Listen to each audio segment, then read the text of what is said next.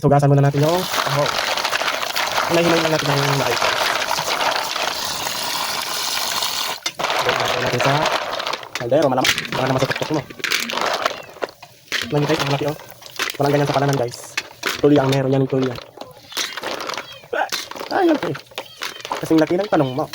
Muna natin guys yung kaldero. Then lagyan lang natin ng mantika. Ayan, lagyan lang natin ng mantika guys.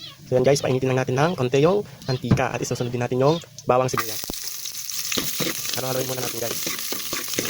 Pagka nag-brown na yung sibuyas at bawang, lagyan natin yung kamatis. Ano all kamatis ang pahabang ng buhay. Sarap ng pala yun guys. Then sunod natin ilagay yung kamatis. Halo-haloin natin guys. Halo ng halo. Yan na yung guys yung saging. Lagyan natin ako. Then lagyan natin ng asin. Lagyan natin ng asin. Then after that, lagyan natin ng bitchin.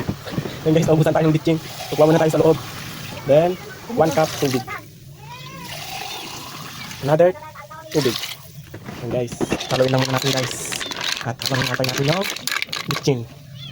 Bitchin. Yan, takpan natin guys. Yan. Antayin muna natin guys, pakuloyin muna natin bago natin haluin ulit. At ito na nga, titignan na natin kung kumuna na guys. Yes, kumuna na guys, so haluin natin. Wow, ganito pala guys. Tignan nyo guys, oh. Bango. Parang naamoy ko na yung ano niya. Yung aroma niya.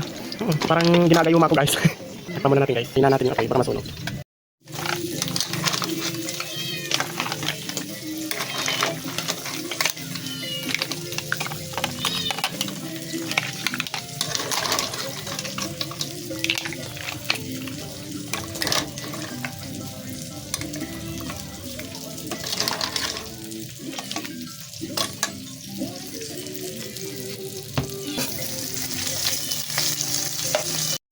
Nalagay na natin guys sa mangkok yung tuyo.